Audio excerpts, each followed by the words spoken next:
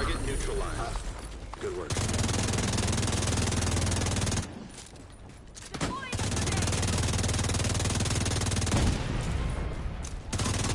Got the target. Nice. That's another one down. Good job, Agent.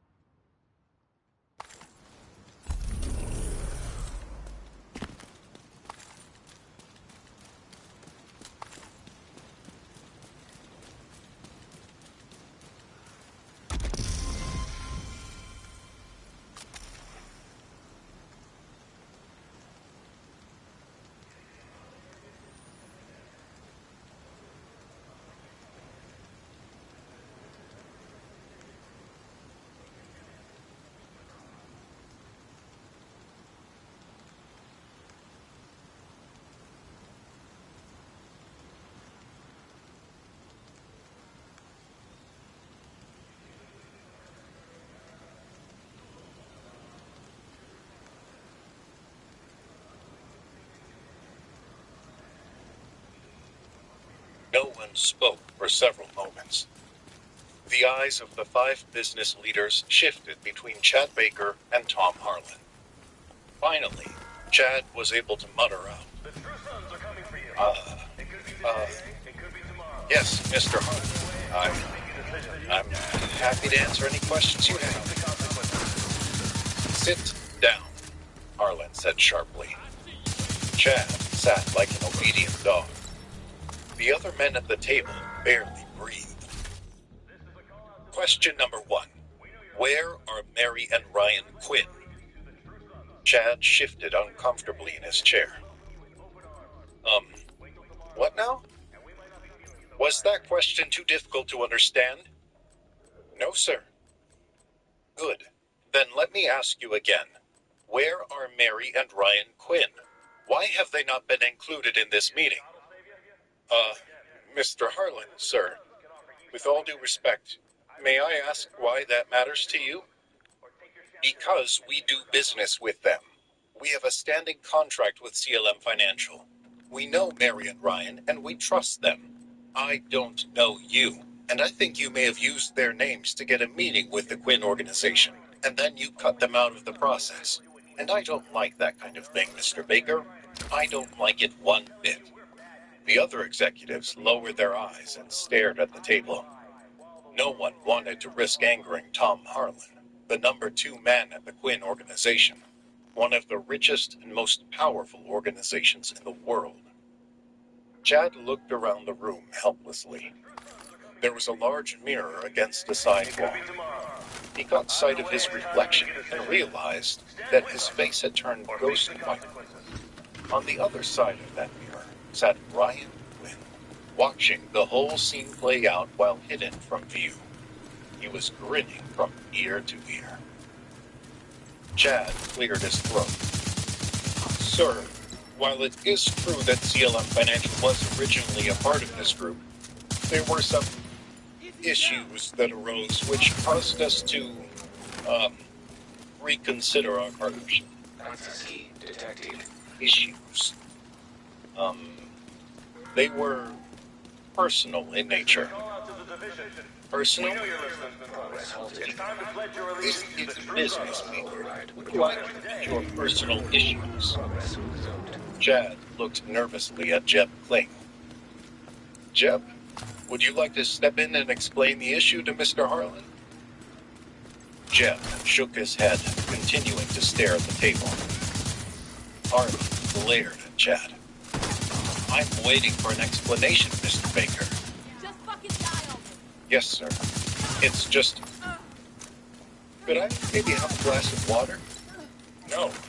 Harlan Override required. at the table blinched. From behind the mirror, Ryan put his hand over his mouth to keep from laughing. Chad cleared his throat again and continued. Well, Mr. Harlan, the issue is that, we have evidence that Ryan Quinn is currently cheating on his wife. Yeah, so? So, such a scandal reflects poorly on Mary Quinn's judgment and leadership capabilities. Also, sir, the person that Ryan is seeing behind her back just happens to be the granddaughter of the gentleman sitting across from me, Jeb Kling, owner of Kling Jewelers. Is that a fact? Harlan said, looking over at Jeb. Jeb raised his head and risked a glance at Harlan.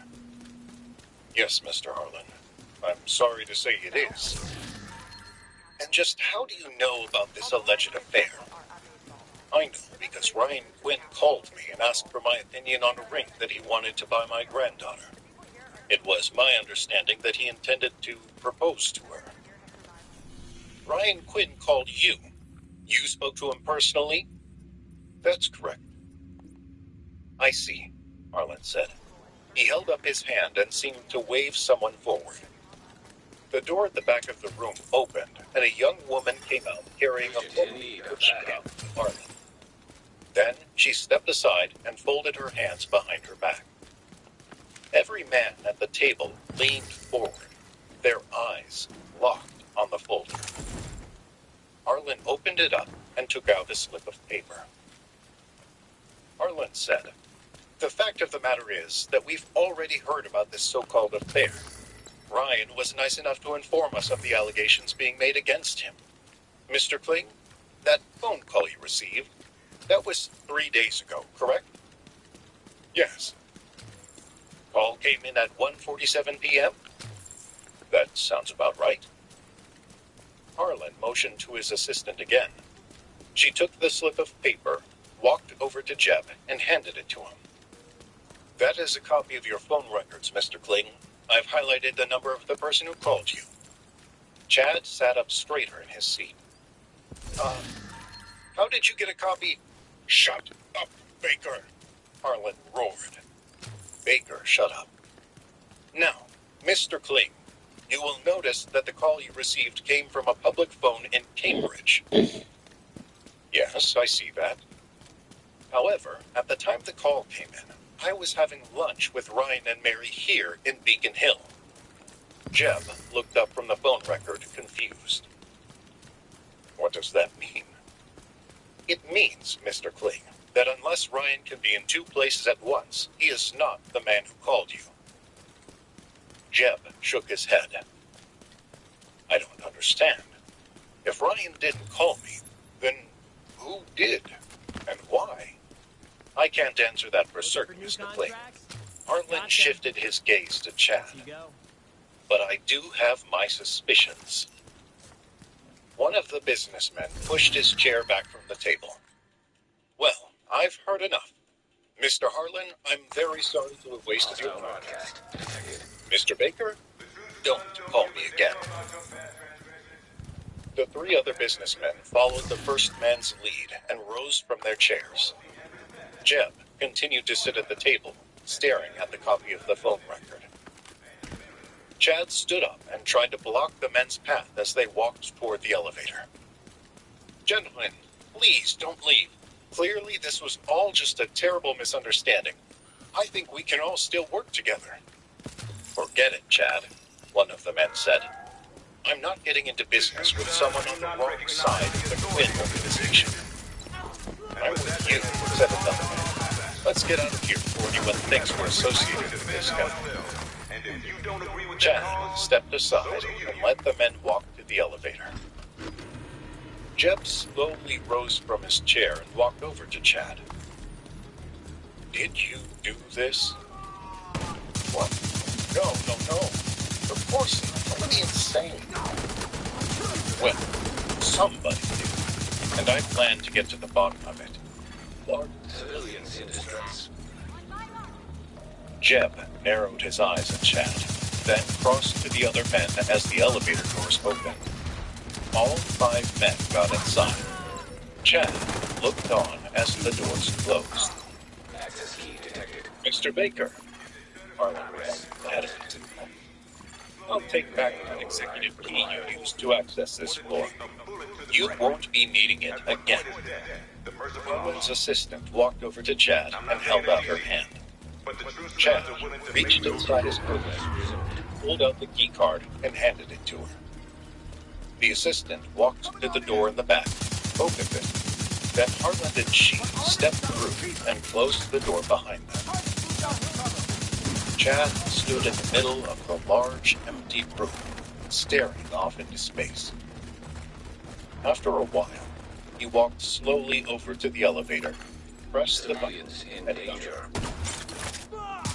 Tom Harlan walked into the room behind the two. Ryan stood up from a couch and greeted him with a slow clap. Harlan gave him an exaggerated bow. "That was masterful, Tom," Ryan said. "That was fun, Ryan. Always a good time taking some arrogant fool down a peg." "I have to ask, though, how did you get a copy of that phone record? I would think you'd need some type of warrant for that." Harlan's eye gleamed as he said, "Money buys a lot of things, Ryan. It's best if you didn't hear all the details." "You're probably right, Tom. So, do you think we've successfully removed Chad Baker as a threat to you and Mary?" Ryan shook his head. "We've removed this threat. His intention was to separate CLM Financial from the Quinn organization and turn the rest of the city's business leaders against Mary. That was never going to work in the first place, and now he knows it. But in the few days Chad Baker has been in our lives, he's proven one thing.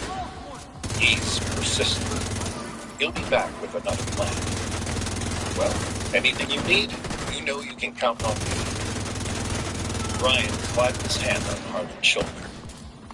Thanks, Tom. What are you going to do now?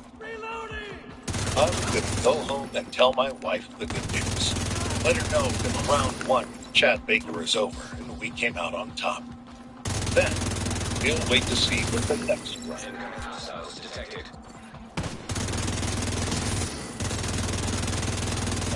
Ryan drove home that night, excited to tell Mary about the meeting between Chad Baker and Tom Harlan. He wished he could have been there in person to see Chad get humiliated in front of a room full of business executives. But telling her would be fun too.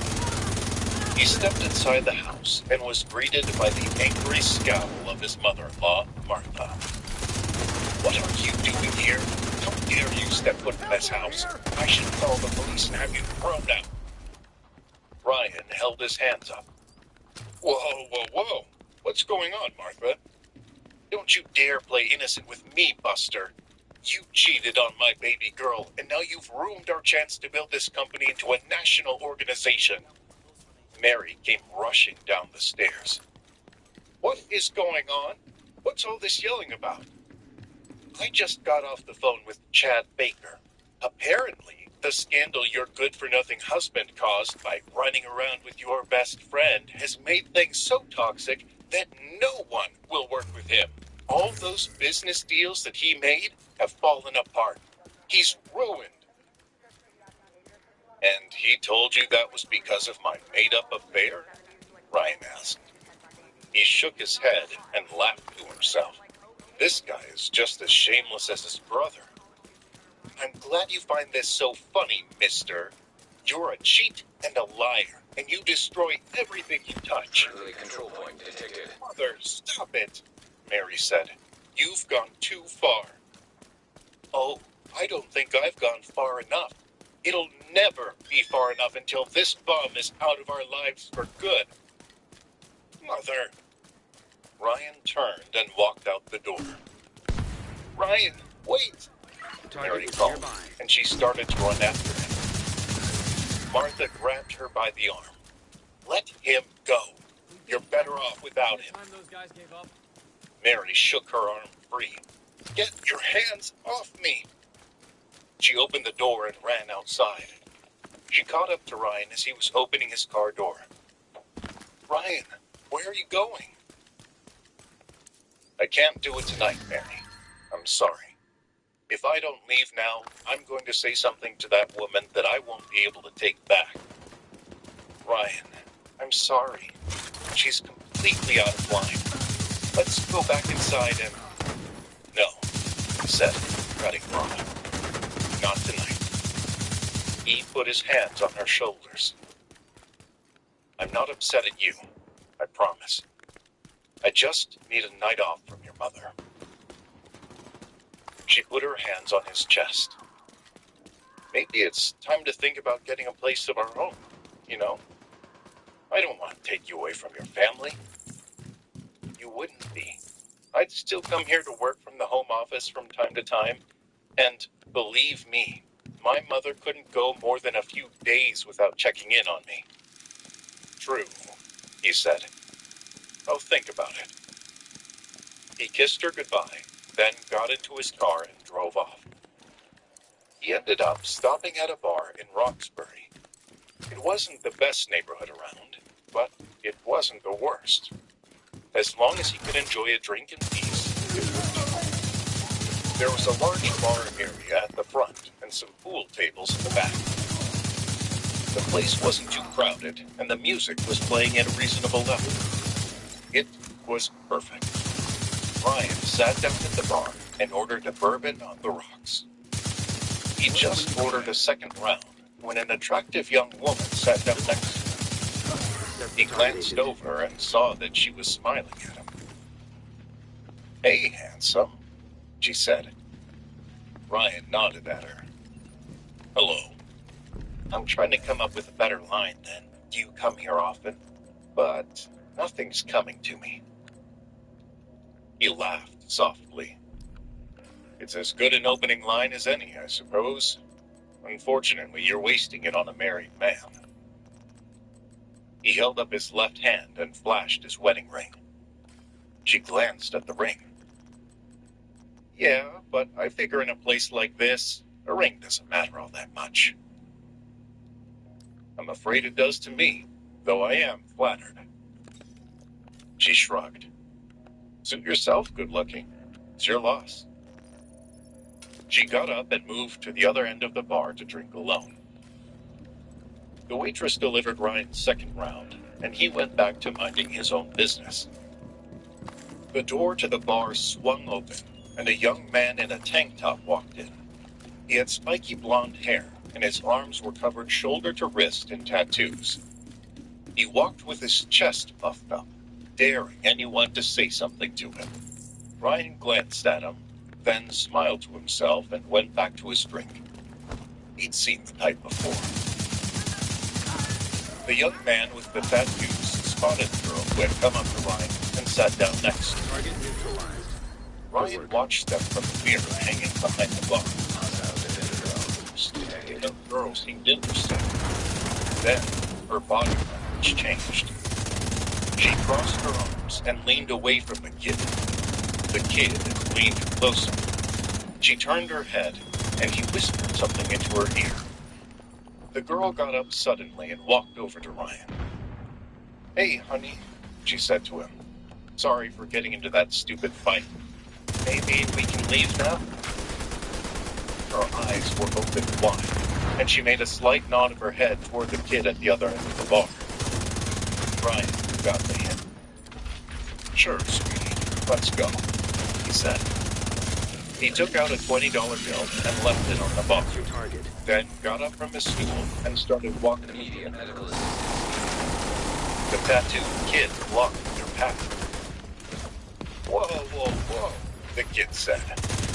Where you going, gorgeous? I wasn't done talking to you yet. Well, I'm done talking to you. This is my boyfriend and we're leaving. She clutched onto Ryan's arm. The kid looked Ryan up and down. Boyfriend, huh? Looks like a total loser to me. Ryan shrugged. Maybe I am, but you know what they say. The heart wants what it wants. Excuse us. Ryan tried to move around the kid, but it was no use. He wasn't going to let them go that easily. You can leave if you want, loser, but the chick stays. Ryan shook his head slowly. Kid, you really don't want to do this. I've had a rough night, and I'm likely not to go easy on you. Oh, I'm so scared. I hope I don't pee my pants. You might. It's not uncommon to lose control of your bladder when you're being Defender drone. that. The kid gave Ryan the hardest look he could give. Ryan looked half bored, waiting for the kid to make his move so he could take him out and be done. But the kid wouldn't do anything. He just stood there, trying to look tough. Mister, you have no idea who you're messing with. Oh yeah? Target spotted. Why don't you enlighten me? Huh? Tell me who I'm messing with, genius. The kid started to get a little more confidence back as he said, I'm connected. So what? Your mama's umbilical cord? Could you even be in here? The girl laughed. The kid got more agitated. Vital signs critical. Vitello family? Yes. Well, there you go. Ryan squinted at the kid. Are you trying to tell me that you're part of Vitello's crew? Because, and don't take this the wrong way, but you don't have the size for that kind of thing. Thank you for keeping us safe, Agent. Not the crew, pal. I'm Anthony Vitello's godson. Oh, now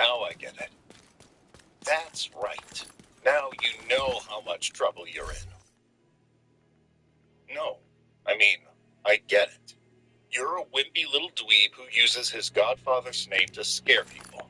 But the truth is, you've never been near a real fight in your life and Looks like couldn't you beat earned up a yourself Girl another Scout. bounty. Well done. The kid tensed his muscles and bounced up and down on his toes, but he still wouldn't throw a punch. Ryan looked at the kid's arms. Oh my God. Those aren't even real tattoos, are they? He reached up to the kid's shoulder, grabbed hold of a piece of fabric, and pulled down. The tattoos were a fake sleeve. Hey! The kid squealed. My tats! He quickly grabbed onto the nylon sleeve and pulled it back up. Behind the bar, the bartender shook his head. Could you folks take this outside, please? I'm trying to run a respectable business. We were just leaving, Ryan said. He slid past the kid, opened the door, and motioned for the young lady to step through. As Ryan's back was turned, the kid reached over to the bar, grabbed a beer bottle, and swung it at Ryan's head. Ryan saw the bottle at the last second and was able to move his head out of the way and grab the kid by the wrist. He delivered a headbutt to the kid's face, smashing his nose. The kid staggered backward. Ryan kept a hold of his wrist, twisted it, and pulled it down forcefully. There was a snapping noise, and the kid fell to the ground, squealing in pain. The bartender stepped out from behind the bar. Oh, great. Now I got a mess to clean up. Ryan grabbed some cocktail napkins from the bar and knelt down. Here, he said, handing the napkins to the kid. Hold this against your nose. The bartender handed Ryan a towel. Use this instead. I'll go get the kid some ice. Ryan took the towel and helped the kid put it to his nose while the bartender went back behind the bar and scooped some ice into a pint glass. Just then, 3 large guys in tracksuits walked into the bar. One of them looked at the kid on the ground. Brendan? Brendan, is that you? The kid looked at the big guy, then looked at Ryan, smiling through the pain of a broken nose. Now you're in big trouble, mister. Ryan shook his head. Just my luck.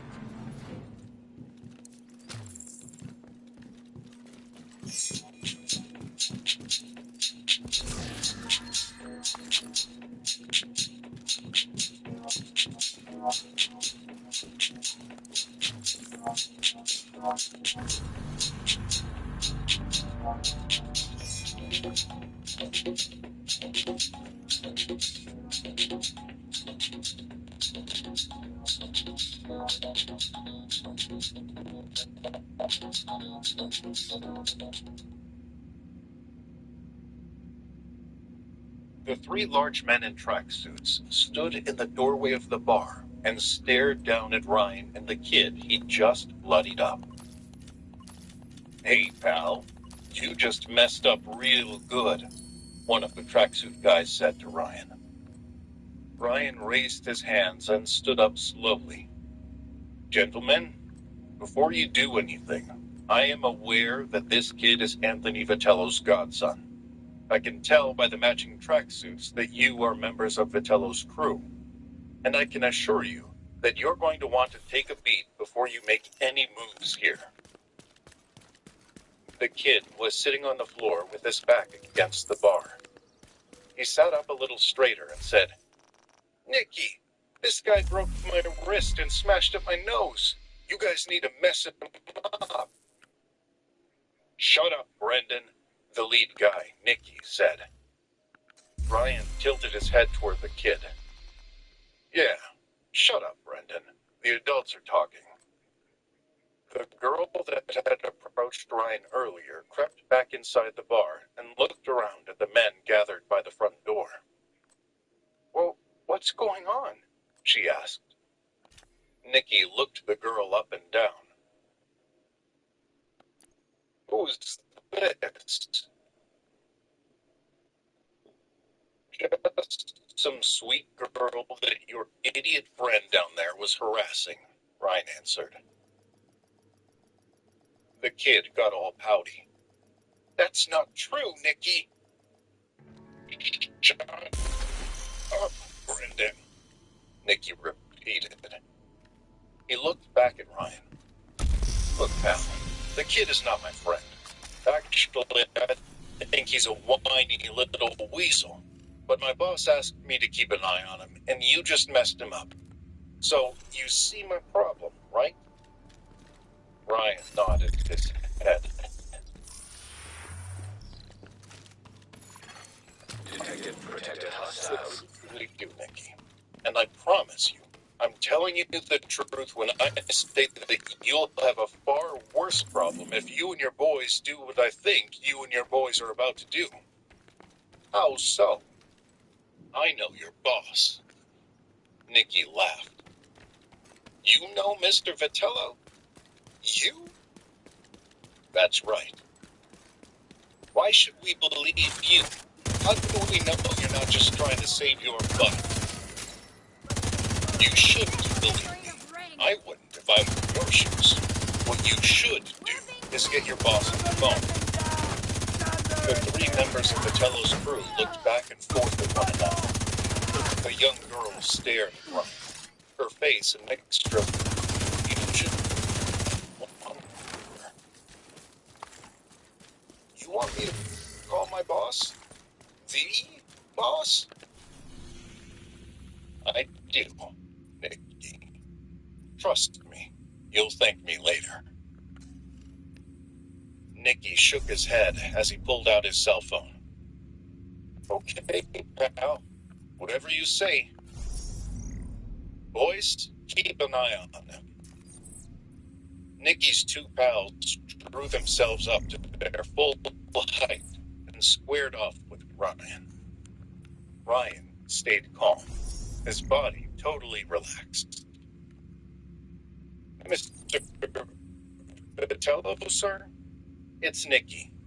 I'm down at the place with your godson, and, we got a little problem. Seems some guy messed him up pretty good.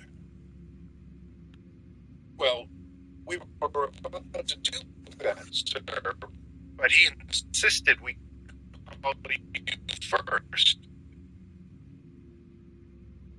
I don't know. He just said we should talk to you before we make a move. He seemed pretty confident we wouldn't want to rough him up after we got you on the phone. Yeah, he's right here. Yes, sir. Nikki held the phone out to Ryan. Mr. Vitello would like to speak with you. Ryan took the phone. Anthony, it's Ryan Quinn. Well, your godson was being rude to a friend of mine, a young lady, so I had to straighten him out. Honestly, Anthony, I took it easy on him, out of respect for you. Yeah, you bet. Ryan held the phone out for Nikki. He'd like to talk to you again. Nikki held his hand out slowly and took the phone back. His face was twisted up in confusion. Yes, Mr. Vitello? Yes, Mr. Vitello. Absolutely, sir. Agent. Yes, sir. I understand completely. Thank you, Mr. Vitello. Nikki hung up the phone. His eyes looked at him in confusion. Nikki cautiously took a step toward Ryan and held out his hand. On behalf of Mr. Vitello, I'd like to extend my most sincerest apologies. He also thanks you for your restraint in dealing with this godson. What? Brendan screamed from the floor. Ryan shook Nikki's hand. No worries.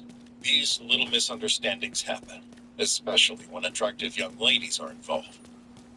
The young girl shook her head in awe. Very true, Nikki said. And we're gonna snatch up Brendan here and get him to a hospital. Then we're gonna take him back to Mr. Vitello so our boss can have a word with the little pipsqueak. Nikki, this is unacceptable, Brendan wailed. You need to do something about this guy. Take him out in the back and teach him a lesson. Nikki motioned to his two guys. They grabbed Brendan and lifted him off the floor. Let go of me, Nikki! Nikki backhanded the kid in the face. Brendan. Shut up. He nodded again to his boys, and they dragged Brendan out of the bar. Nick nodded respectfully at Ryan, then stepped outside. Ryan helped the bartender clean up the mess, then left. The young girl followed him. What are you? She asked. No. It sounded like the guys worked for someone really powerful. Then you mess up the guy's up.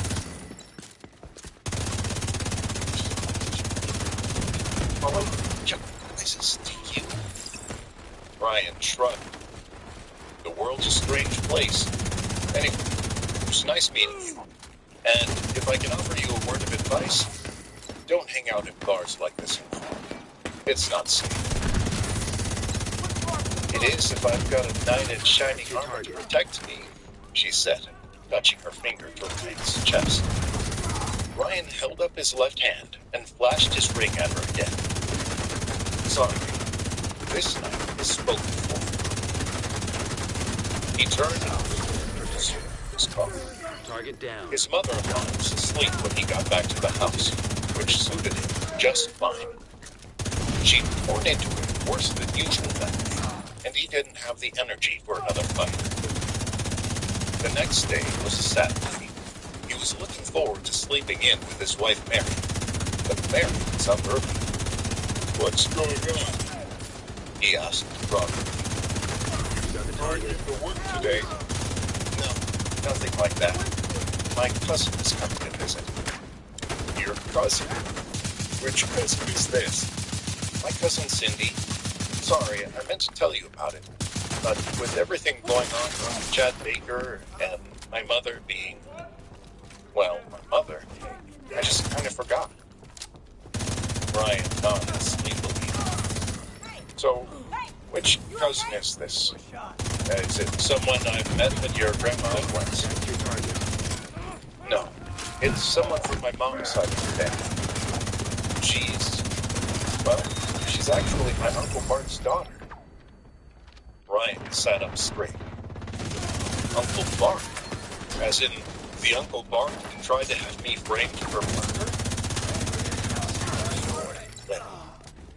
Yeah. Sorry. Ryan put a pillow over his face and flopped back down in the bed. But she's totally cool, Mary said, rushing over to him. She's not like Bart or my idiot cousin Kyle at all. She actually has a brain. I mean, Good work. she's been known to get into a little trouble from time to time, but she's been getting her life together. She just got Thank her you for keeping associate's us safe, degree from a Agent. school up in Vermont. Now she's back in Boston looking for a job. Ryan removed the pillow from his face. Well, that doesn't sound so bad. Just promise me she won't try to set me up for life in prison like her dad and her brother.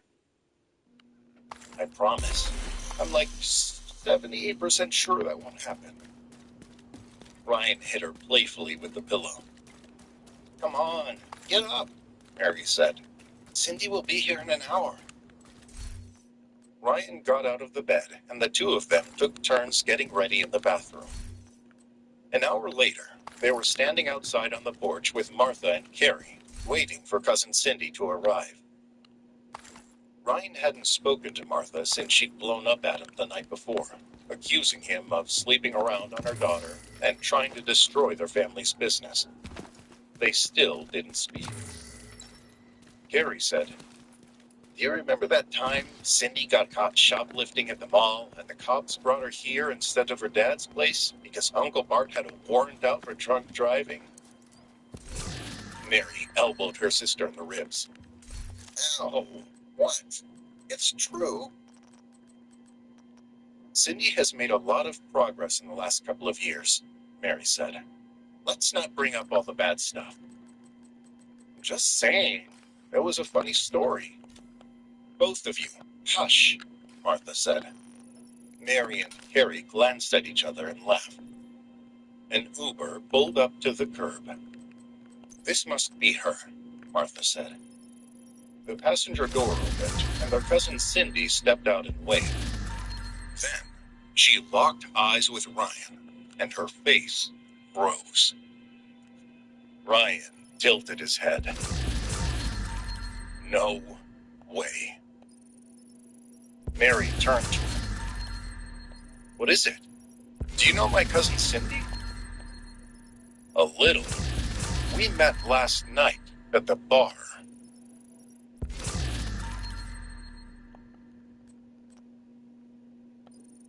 Mary, Carrie, and Martha all turned to face Ryan.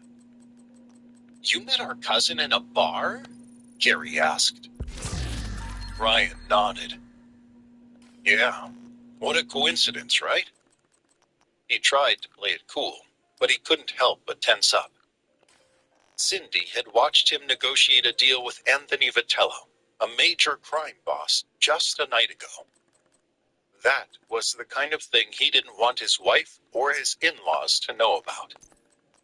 The driver helped Cindy get their bags out of the trunk.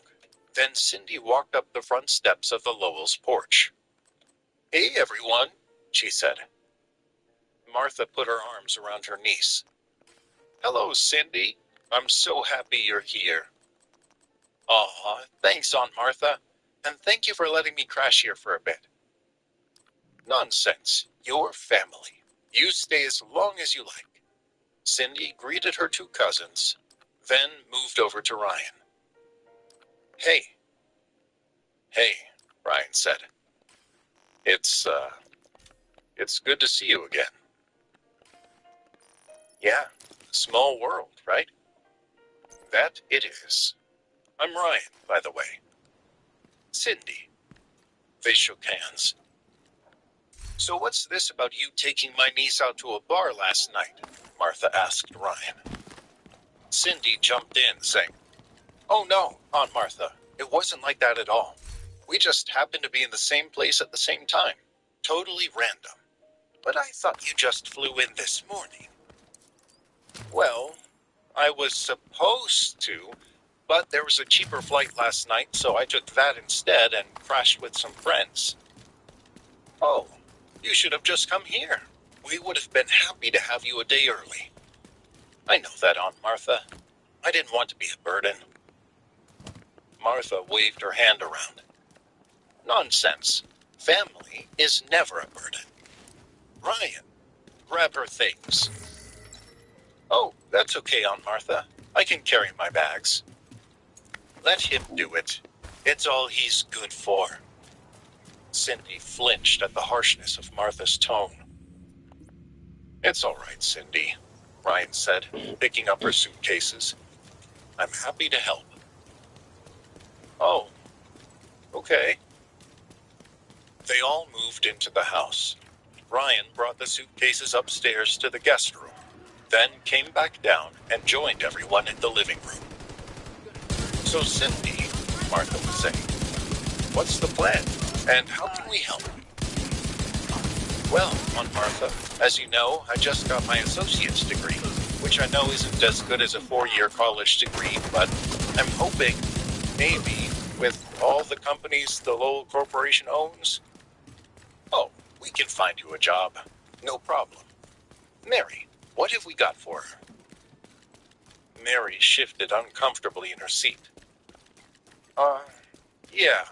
Cindy, what exactly is your associate's degree in? Fashion. What's the problem? Martha asked. Well, Mother, CLM is a financial firm.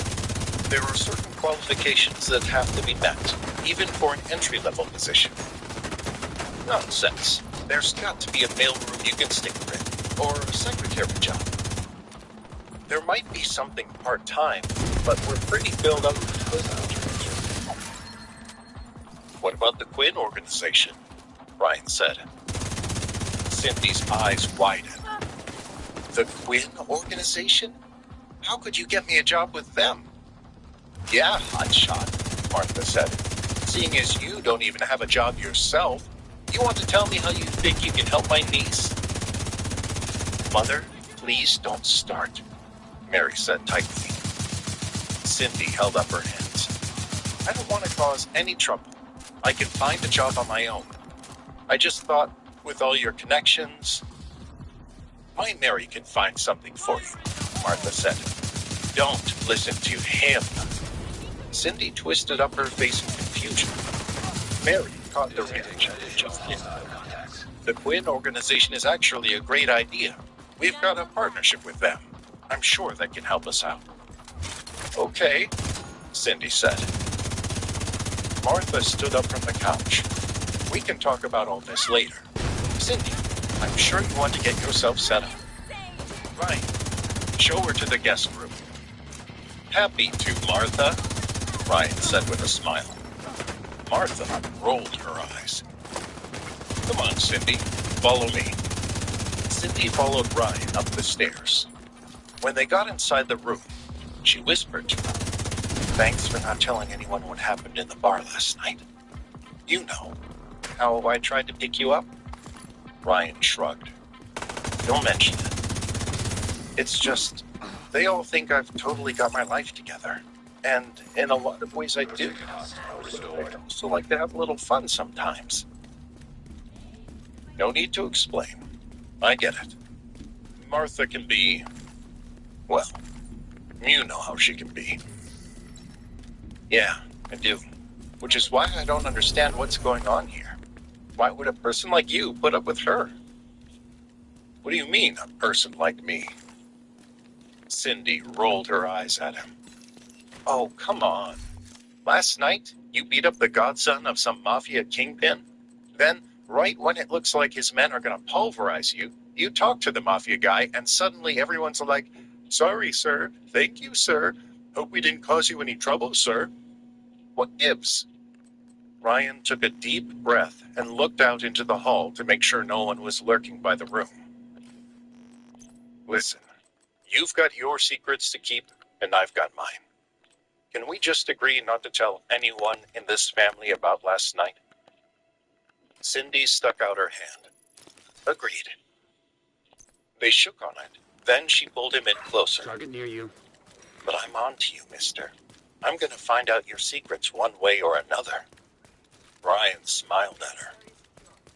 Happy hunting. He let go of her hand, then walked out the door. He ran into Martha in the hallway. What are you doing in there? I told you to show her to her room. I didn't tell you to talk her ear off. Just being friendly, Martha. Like you say, we're all family. She pushed past him, went into the guest room, closed the door behind her. Hey, Aunt Martha, everything okay? What did he say to you? Ryan? Nothing. We were just getting to know each other, that's all. I mean, he is married to my cousin. Yeah, about that. Martha motioned to the bed. Have a seat, would you? Okay. Cindy and Martha sat down on the edge of the bed. Look, Martha began. I have to be honest with you. I don't like that guy. You don't say. I do. Cindy's right about it. Twice now he's been accused of cheating on my Mary. Once with her best friend, and once with your cousin Carrie. He's been able to come up with some miraculous piece of evidence that proves he's innocent. Huh. Nice. Man, I think he's trying to destroy our family's business. He keeps antagonizing powerful people and pitting them against us. Really? Why would he do that? I don't know. I just don't trust him. Cindy nodded slowly. Okay. So, why are you telling me? Because I want you to help me. Help you do what? Help me get rid of him. Get away from my daughter and try to come out of this family. If we can do that, there's a man that can help us build our company into a global organization. There is? Yes, but he won't do it if Ryan is still a part of this family. Cindy stood up from the bed and shook her head. I don't know, Aunt Martha. I'm not really comfortable getting involved in all this. Target spotted. Martha stood up and grabbed onto Cindy's hands. Oh, but you have to. For the good of this whole family, you have to. Cindy looked around uncomfortably. Well, what is it you want me to do? I don't know yet, but when the time comes, just promise me you'll back me up. I don't... Please. Cindy hesitated a moment, then said, Okay, Aunt Martha, I'll try. Martha patted Cindy on the cheek. That's my good niece. She opened the door and left the room. Cindy walked over to the door, closed Looks it, like you earned and yourself another locked it. bounty. Well done. Oh my goodness, she whispered to herself. I've wandered into crazy town. Martha went to her room and closed the door. She took out her cell phone and called Chad Baker. Martha, what can I do for you? Chad, you've got to get back in the game. Not now, Martha. Listen, I know you took a beating on that business deal, but I feel like we're running out of time. How so? Everyone's turning against me, Martha cried. My whole family. They're all on Ryan's side. Mary, her sister, my husband. Now my niece is staying with us, and Ryan is already trying to get her into his corner. I just caught him having some secret conversation with her, and I just know it was about me. So what do you propose, Martha? I'm open to suggestions. You need to prove that you're a better man than he is. Do something big. Show everyone that you're a success and he's a nobody. Then they'll stop defending him and they'll start listening to you. Chad sighed. Fine, Martha. How do I do that? I don't know, but we've got to think of something. And fast. It's made up perfectly good. Then I remembered who Harry Kane played for. I don't think that would have made the difference in that. Was as a phone call to Arteta before signing for Spurs, the greatest phone call ever made in history. President Nixon's phone call from the Oval Office to Buzz Aldrin and Neil Armstrong. Nice phone call, the one my dad gave to me at half time. Their lowest equity records began. I mean, how much grace Beric's winning a Premier League give you? Surely it gives you a season, for goodness sake. Alexander Isak, the first Liverpool player in Premier League history to end up a Just to let you know, then Tottenham Liverpool 2027. Merry Christmas. Just twat him with your hand. I think fair enough. He's a Spurs manager in waiting. Well, that'll ruin him. I think there's a genuine discussion around the Jude Bellingham should be in the equivalent, and people can't handle that it's a black man doing it. And Ian Wright's called it out, and I'm glad that he did. Hello and welcome to the Guardian Football Weekly. What a weekend for Arsenal. First they sit back and watch Liverpool lose at home to Forest and Man City lose at Newcastle. And then in the most inevitable, Enric Chiesa, so close to signing for Spurs, goes and scores a hat-trick at the Emirates. The goal/chasm/something else big between Arsenal and Spurs is enormous. It took a lovely pass to get it going, but after that it really looked like a Premier League team swatting aside League One opposition. An awkward silence hung around the dinner table at the Lowell house. It had been 3 days since cousin Cindy had arrived, and she was having a hard time adjusting to the tension that always seemed to be hanging in the air. Martha was like a tight coil of nervous energy, always ready to lash out whenever anyone spoke, especially Ryan. Cindy was beginning to regret staying with them. So, Cindy slowly began. I was thinking, maybe I should look for a place of my own in the city. Martha's head snapped up from her plate. A place in the city? Why?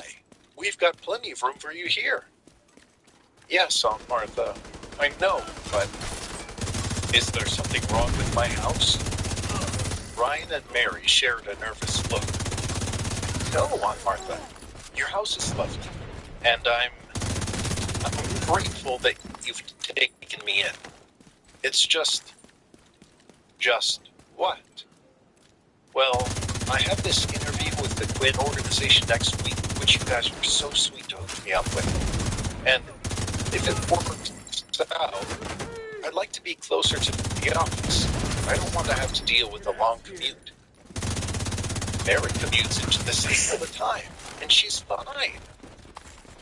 Mother, Rogue agent detected. if Cindy wants to find a place in the city, then that's her business. But I need her here, Martha snapped. Mary tilted her head at her mother. Need? What does that mean? I mean, I want her here. She's family. That's very sweet, Aunt Martha, Cindy said. But I really think it would be better if I were in the city. Besides, Protected hostiles restored. here. Martha tossed her napkin down on her plate, pushed back from the table, and stood up. Well, fine. I can see you've made up your mind, and everyone is on your side. Heaven forbid anyone in this family ever listen to what I have to say. She started walking out of the room. Mother, Mary called.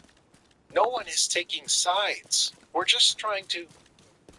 Mary's voice trailed off as Martha stomped up the stairs and went to her room. Everyone jumped as they heard the bedroom door slam shut. Carrie put down her phone and said, "Okay, what has gotten into her lately?" No one answered. Dad? Charles calmly put down his fork. Your mother is under a lot of stress right now. What stress? Mary asked. She doesn't do anything other than yell at everybody. The table fell silent again. Charles slid his chair up and stood up. Well, I guess I should go talk to her. Don't bother. It won't do any good. May as well just sit down and finish your dinner. Charles nodded slowly and did as Mary said. A few minutes later, Martha came back downstairs. She was smiling. Cindy, she said, I think moving to this is a fantastic idea. A girl your age should learn some independence. Cindy looked at Martha certainly. Thanks, Aunt Martha. In fact, I just spoke to a good friend of mine who happens to have an inn at one of the most exclusive condominiums in Boston. Oh, no, Aunt Martha. I don't need to know if that fits. I can make do with a stove. Required. Maybe see if anybody's looking for a roommate. Nonsense. I won't have my niece staying in some shabby, rat-infested dump with a bunch of strangers. Let me help you. Mary said. What's gotten into you? A few minutes ago, you were dead set against Cindy moving to the city. Now you're trying to set her up in a luxury condo? What? I had some time to think about it, and I realized your cousin had a point. Am I not allowed to change my mind? The table went silent again. We'll meet my friend at the condo tomorrow at 9 a.m. Later that night, while Ryan and Mary were getting for bed, Mary said, So what do you think is going on with my mother? Why is she being so strange? Ryan shrugged. She seems normal to me. Then again, she's always just yelling at me, so Can't see the target. Mary got into bed. They're dead. I don't know. Something is definitely on. She stared straight ahead for a beat, lost in thought. Then she turned to Ryan. Will you go with us? Go. I want to be sure my mom isn't getting Cindy to some weird deal. I doubt Martha will be happy I'm taking along, but sure. The next morning, everyone was surprised to find that Martha was okay with Ryan going. She didn't seem eager to have him come along. Martha, Mary, and Cindy piled into the passenger seats while Ryan drove them into the city. They arrived at a luxury condominium building overlooking the water in Boston's downtown. Whoa, Aunt Martha, Cindy said, looking out the car window. Are you sure about this? I don't know how I'd be able to afford a place so fancy. Martha waved her off. Nonsense. I told you. I have a friend who has connections. You see, that's what gets you ahead in this life. Connections. The building concierge came outside and greeted them personally. Welcome to the Remington Towers. Just leave your keys in the ignition, and I'll be happy to park your vehicle for you. A member of our sales and leasing department will meet you in the lobby. They got out of the car and let the concierge drive it into the garage. See, Cindy, Martha said. Connections. Broadcast picked up. Then let everyone in. Protection removed. They walked through a set of revolving doors into a spectacular lobby with a 3-story ceiling and a massive chandelier. But it was a familiar face that caught Ryan's attention. Baker, he said out loud. Chad Baker walked toward them with arms held out wide. Martha, so good to see you again. Martha crossed to Chad and gave him a hug. Chad, thank you so much for arranging all of this. It was nothing, Martha. Just a phone call. Mother, Mary said, what is he doing here? Don't be rude, Mary. Chad set this whole thing up. He has been very generous to us. Chad gave a 1,000-watt smile. You see, Mary, I told you I would do anything to repair the relationship between our two families, and I meant it. He looked over at Cindy, who had lagged behind the group and was watching cautiously. You must be Martha's niece, Cindy. I've heard so much about you.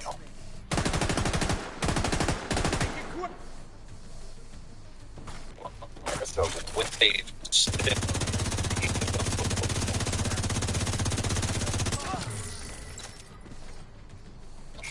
Now, Cindy, say hello to the man who has taken it upon himself to help you find a place to live. Cindy stepped forward and held out her big hand. Hi, nice to meet you. Thanks for all this. Chad waved away the compliment. Like I said, it's nothing. Come on, let's find you an apartment. Chad guided Cindy over to the front desk where the leasing agent was standing by. Mary tugged on Ryan's sleeve and whispered in his ear. Reinforcements incoming.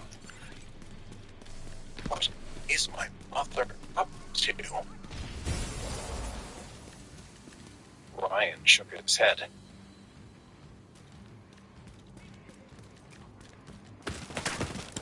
Not exactly. But one thing is certain. She's teamed up with Chad Baker. To do what? To get to me, I assume. Chad wants revenge against me for ruining his brother's life. And your mom just hates me.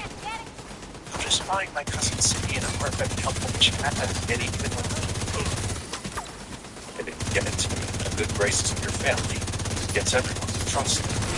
So when Ryan looked around the grand lobby, something feels familiar about this place. The design, I mean.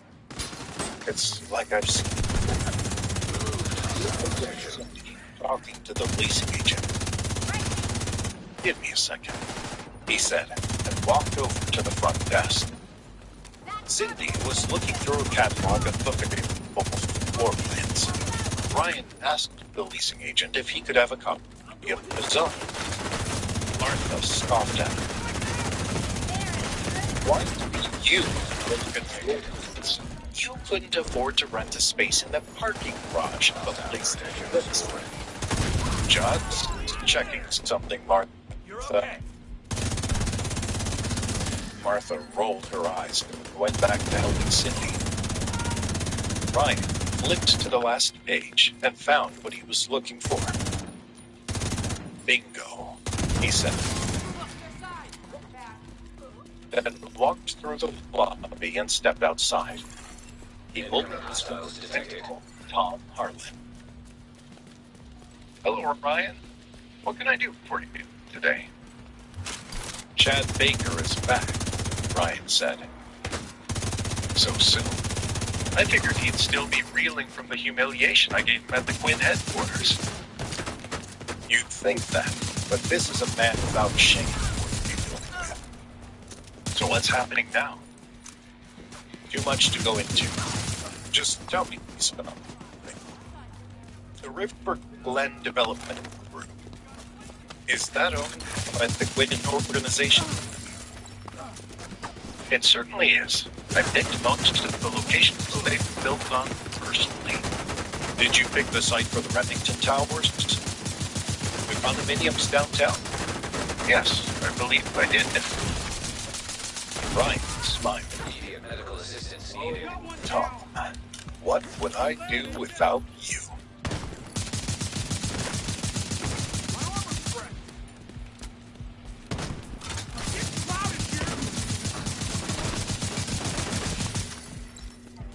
Ryan stood outside of the Remington Towers, the luxury condominium in downtown Boston, talking to Tom Harlan, his father's right-hand man at the powerful Quinn organization.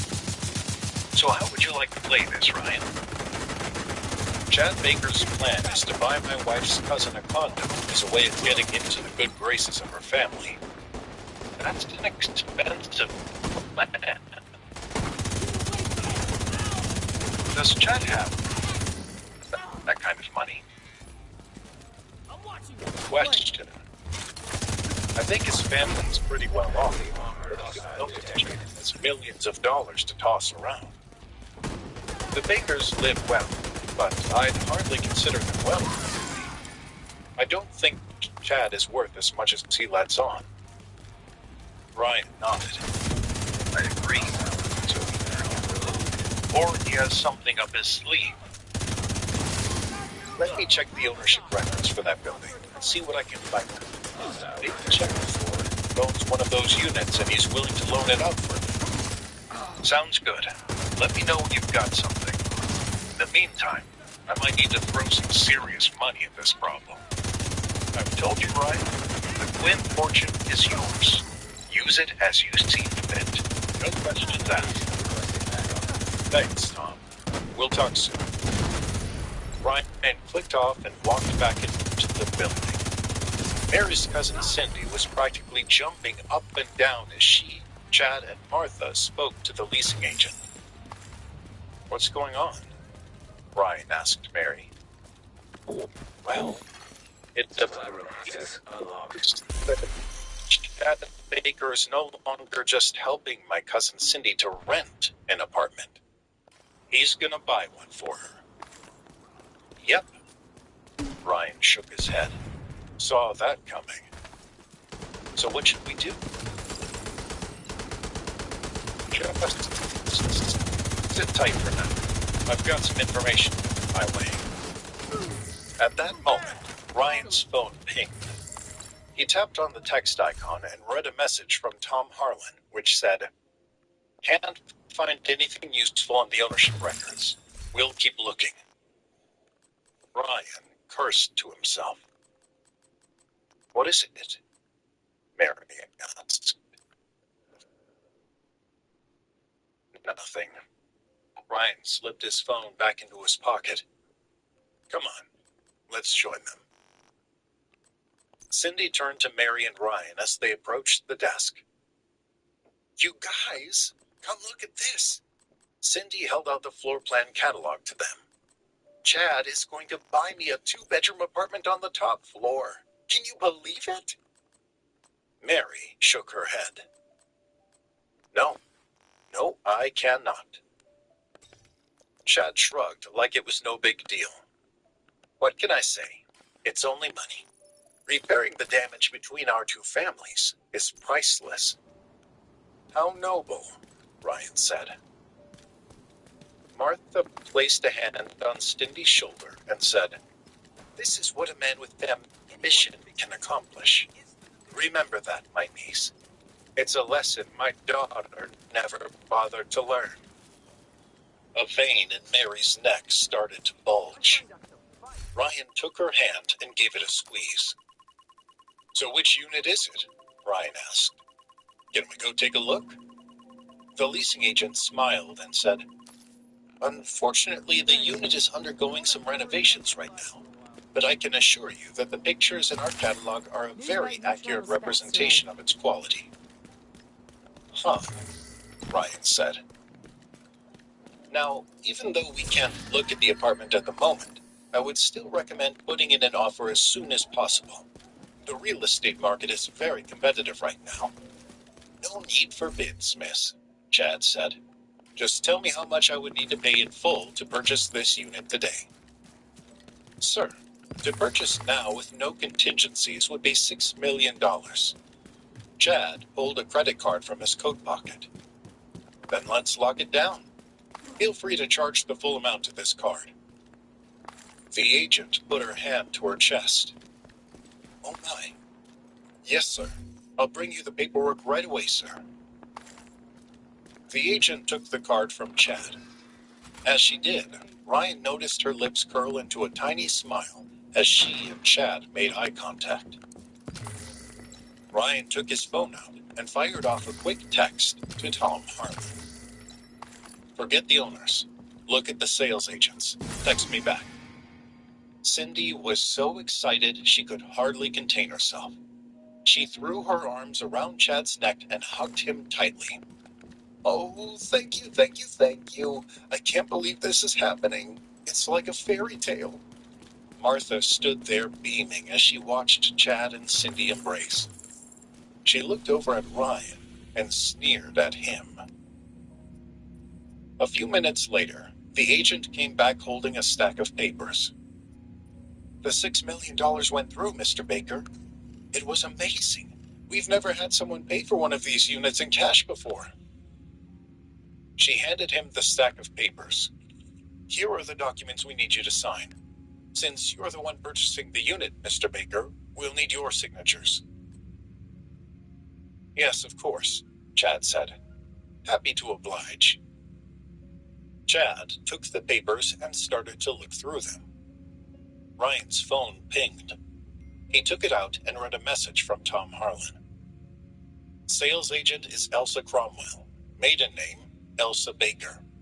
It's Chad and Todd's sister. Ryan accidentally laughed as he read the text. What's so funny? Martha scoffed. Did you look at your bank account or something? Mother, Mary said. Ryan texted something to Harlan, then slipped the phone back in his pocket. Sorry, a friend of mine sent me a joke. Martha rolled her eyes. You see, one man spends his life joking with friends, another goes out in the world and makes something of himself. Which one is better? Mother, that's enough, Mary warned. Well, it's true, and if you can't see it for yourself, maybe your cousin will get the message. Chad spent the next several minutes signing the documents. He was about to hand them over to the agent when a middle-aged man came out from the sales office. Mrs. Cromwell, may I have a word with you for a moment? Mr. Clifford. Yes, I just need to finish up with... Now, Mrs. Cromwell. Elsa Cromwell flinched, then lowered her head and followed her manager into the office. What's going on? Martha said. Friendly control point Is there nearby. some problem with the sale? Chad's face had turned white. Probably something unrelated, but perhaps we should leave and I'll come back later to finish up. Leave? You've got the paperwork right in your hand, and they're still holding on to your credit card. Yes, but... Ryan tilted his head and smiled. You okay, Chad? You're looking a little gray. What? Oh, I might have eaten something bad at breakfast. In fact, I think I might be getting sick. Let's all leave, and I'll come back this afternoon, and... The door to the office opened. Elsa Cromwell came out with her head down. She walked right past everyone and left the building without saying a word. Okay, what is going on? Martha demanded. Mr. Clifford, the sales manager, came out of the office. Martha charged up to him. Excuse me, sir, but we were right in the middle of buying one of the condos in this building. I demand to know what is happening. Clifford ignored her and motioned to Chad. Mr. Baker, it seems we have a serious problem, sir. Chad hustled over to Clifford and said, Sir, may we discuss this in the privacy of your office, please? Clifford motioned for Chad to step into the office. The two men went inside and closed the door. Martha looked around helplessly. I don't understand. What is happening right now? Mary whispered in Ryan's ear. Ryan, what is happening? Ryan whispered back. The sales lady was Chad's sister. There was no partner. This was all an act. What? The office door Detecting opened. additional hostile Chad contacts. came out and walked over to the room. Cindy stepped forward and asked him, Is everything okay? Are we still getting the apartment? Mr. Clifford stood at the office door at the labor. Chad stood a moment. Then said, Restored protection. It would appear there was an issue with the transaction. I think maybe some protocols weren't followed. And, is she getting the apartment or not? Martha asked. Chad shook his head. No. No, not today. Cindy hung her head. Martha grabbed Chad by his suit and coat and said, Don't just stand there, you little toad. Be a man and fix this. Ryan stepped forward and said, Let me have a chat with the sales manager. Martha huffed. You? What do you think you can do that a man like Chad Baker can't? Ryan went up to Mr. Clifford and whispered something to him. Then they disappeared into Clifford's office. Everyone else stood around the lobby looking confused. A few minutes later, Ryan and Clifford came out smiling. It's all taken care of, Ryan said. Martha's face Location loosened guarded twisted. by hostiles. What does that mean? What's taken care of? Mr. Clifford waved Cindy over. Miss, it would appear that we do have an opening in the building for a rental unit, if that's okay with you. It's also on the top floor, though it's a 3-bedroom, not a 2. Oh, that sounds like a lot. Well, the rent would be much more affordable than you might think. One of our original residents passed away, and he had just signed a 5-year lease at a heavily discounted rate. Clifford pulled out a piece of paper and handed it to her. The apartment could be yours for this price, if you're interested. Cindy took the paper and read it. Whoa, really? That's all? I can totally afford this. Yes, and you have my guarantee that the rate will not go up for the next 5 years. Ryan coughed loudly. Oh, Clifford said suddenly. And with rent control, any rate increases in the future would be, very small. Very, very small. Cindy could barely contain her excitement. This is perfect. When can I sign the lease? We can get started right away if you'd like. Clifford motioned her toward the office. She started to head in, then stopped and walked up to Ryan. Hostiles, go to location nearby. Thank you. Ryan waved her off. It was nothing. I just got lucky. Cindy smiled, gave him a hug, and whispered in his ear. You're not done. I'm gonna figure out how you're doing all this. She pulled away and bounded into Clifford's office. Martha was shaking her head, refusing to make eye contact with anyone. Ryan looked around at him. So, who's hungry for breakfast? Now removed. If something sounds too good to be true, maybe Hostiles detected. even though wind and solar can ingredient solutions for our energy needs. Power without the downsides of fossil fuels. It sounds great on the surface, but isn't true. Let's take a closer look. Every form of energy impacts the environment. Wind and solar are no exception. The only difference? You've probably never been told about the downsides. Wind and solar are both low-power energy sources that require exponentially more wind and solar farms to produce the same power as nuclear or natural gas. This means greater material needs, which lead to unparalleled levels of mining, manufacturing, transportation, and construction, all of which come with huge environmental harms. The land use alone is environmentally devastating. A 1 gigawatt nuclear plant takes about 1.3 square miles. Solar, up to 75 square miles. Wind, up to 3,000 square miles. Powering the U.S. with just wind would require more land than... Mary turned to Ryan as they were getting ready to go to bed. So, what did you say to the sales manager to get Cindy that apartment for so cheap? Ryan shrugged. You heard the man. Some guy had a deal for a lower rent, then drops dead. We just happened to get lucky and take over his contract. Yeah, I don't buy it. That's not the way it works. Ryan smiled to himself and didn't answer her. She gave him a playful push, then slipped into bed. Fine. Be that way, Mr. Mysterious. Ryan crawled into bed next to her. So, tomorrow was a big day for you, isn't it?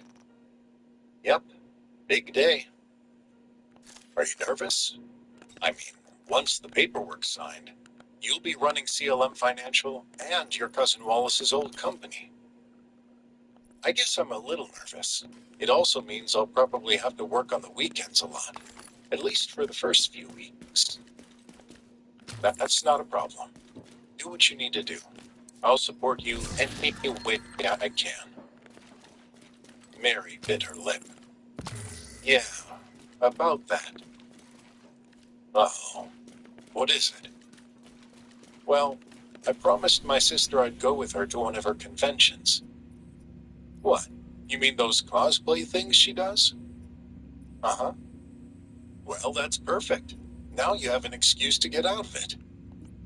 True, but I don't like the idea of her going alone. So, do you think you could? Ryan shook his head. No way. You can't make me go. Come on. Why? Carrie is a grown woman. She doesn't need someone to babysit her. I'd feel better if she had someone there to keep an eye on. And who knows? Fine. Ryan looked at her sideways. Please. You said you'd do anything you could to support me. Ryan sighed.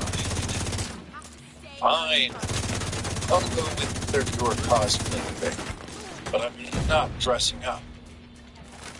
She leaned over and gave him a kiss. Thank you. You're the best. She rolled over and turned out the light. Ryan stared up at the ceiling and slowly shook his head. The following weekend, Ryan drove Carrie to the Boston Convention and Exhibition Center.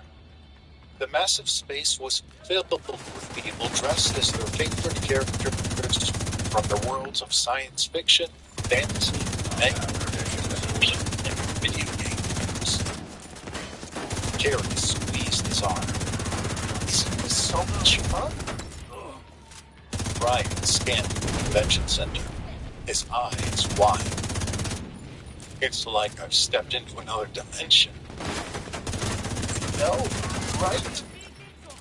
Carrie was dressed in a red sleeveless top with a pink miniskirt and black knee-high boots. She had some sort of toy ray gun strapped to her leg and was wearing a hockey wig. Ryan looked her up and down. Who are you supposed to be? She gasped at him. Are you kidding? Don't you know anything? I'm Sakura Haruno. You know from Naruto? Fire. Did you say you're Sacagawea from Nutella? Sakura? Hostile protection restored. From Naruto? You lost. Her head and rubbed the bridge of her nose. Oh my goodness. Please, just do me a favor and don't speak when we're around any of my friends. Embarrassment. Well, walked back. Just then, 3 girls dressed in the outfits that Ryan didn't recognize approached them. Oh my god! Carrie, you look amazing. Carrie turned and squealed. Janice, it's Daphne. You made it. She ran over to them and they all joined in a group hug, jumping up and down and giggling. One of the girls spotted Ryan standing off to the side. Carrie? Who's your friend? Oh, that's Ryan. He's my brother-in-law. Hi, Ryan. The 3 girls said in unison. Ryan waved. Does he not speak? No, he does not, Carrie said. Good for him. The girls looked him over one last time, then ignored him. Carrie, did you enter the costume contest yet? No, did you? Not yet. We're headed there now. Come with us. The 4 girls started walking through the convention center. Ryan followed behind. Carrie noticed him lurking in the background and turned on him. Look, I know my sister asked you to keep an eye on me, but I'm a grown woman. I don't need a babysitter. That's exactly what I told her. Then we're on the same page. You can take off and I'll let you know when I'm ready for you to come pick me up. That I can't do. I promised Mary I'd keep an eye on you. Ryan. He held up his hand. But I'll stay out of your way the whole time. You won't even know I'm here. Deal? Deal, she said. Then turned and rejoined her friends. Ryan wandered around the convention center, checking out people's costumes, watching how they interacted with one another. In spite of himself, he was actually having a good time. He enjoyed seeing people shed their inhibitions and express themselves without fear of being judged, and it gave him new insight into the life of his sister-in-law. he got tired. He decided to look for a lounge where he could sit down. He ended up wandering into a back hallway. There was no one around, and it was quiet. So he strolled along the hallway for a few minutes. There was alcohol up ahead. Ryan was here and talking. He was about to turn around and head back, but something in their conversation caught his ear. I know he said 75,000, but 50 is all we can offer. Another answer required. But we've got 3 judges. The cost of them was 25,000 apiece. So stiff one up. We only need 2 to vote for our girl. I don't know. It feels risky. What if the one we stiff says something? Ryan walked a little closer so he could hear more clearly. Look, we need our to win. If someone dressed up as Zendax the Mighty wins this competition, it will send our sales to the roof. We could start seeing millions of downloads, and if one of these judges decides to squeal, we've got ways of shutting them up. Okay, I'll transfer the funds to 2 of the judges right now. We'll put the squeeze to the 3rd judge before the competition starts. Ryan placed his hands on his hips and shook his head. Part of him wanted to be Another part of him felt like it was none of his business and he should walk away. He thought about his sister-in-law and her friends and how eager they were to enter the costume competition. Then he thought about all the people in the convention hall and how they were enjoying spending time with other members of their community. It didn't feel right that someone would hijack the main event of their convention just to try and promote some video game. He stepped in front of the alcove. "Gentlemen," he said, "did I hear you say something about the costume competition?" The 2 men looked at him in surprise. "Who are you? What are you doing here?" "I'm just a guy out for a stroll." "Well, keep strolling, pal. We're conducting business here." "So I heard. $50,000 to rig the costume competition. And I gotta tell you, that just doesn't sit right with me." One of the men pulled up the bottom of his shirt. There was a gun in his waistband. "Well, I don't care how it sits with you. Move along or there's gonna be trouble." Ryan cocked an eyebrow at the man. "Really? You're gonna gun me down in a hallway? How do you plan to explain that to the police?" "Self-defense. I'll tell him you attacked me, and my buddy here will back me up." Ryan nodded. "A decent plan. It might even work. Of course, the competition will have to be called off. There's no way the convention can go on as planned while the police are investigating a homicide. In which case, the $50,000 you just transferred to bribe those judges will be gone." The 2 men looked at each other nervously. Ryan took a step closer. "Or we can go pay those judges a visit, get them to return the money, and I'll forget we ever met." The men started to get antsy. Ryan figured he had closed the distance enough that he could strike the man with the gun and pull his weapon out of his pants before the guy knew what hit him. Just as Ryan was getting ready to attack, a door opened and a throng of female cosplayers flooded into the back hall. A woman with a headset was trying to wrangle them. "All right, ladies," the wrangler said. "Let's move on to the staging area. You can do last-minute touch-ups to hair and clothes to get route." She spotted Ryan and the 2 men. Detecting additional hostile contacts. "This is a restricted area." Ryan took his eyes off the 2 men, and they managed to slip their way into the crowd of cosplayers. He tried to follow when the wrangler blocked his way. "So, you need to wait here until the ladies have passed. Then I'm going to have to call security." The cosplayers filed past him. Ryan watched helplessly as the 2 men got away. "There's no need to call security, miss," Ryan said. I was just in the wrong place at the wrong time. The woman frowned at him, then jerked her thumb toward the door. Ryan walked out of the back hallway and returned to the convention floor. He pulled out his phone and scrolled through his contacts until he found what he was looking for. This isn't over, gentlemen. Hostiles restored protection. The floor of the convention center had grown quiet as nearly all of the attendees made their way to the auditorium for the costume competition. Prejudging was over, and the final 10 contestants were about to be called to the stage. Little did they know that the competition was over before it began. The judges had been brought, and the winner was already chosen.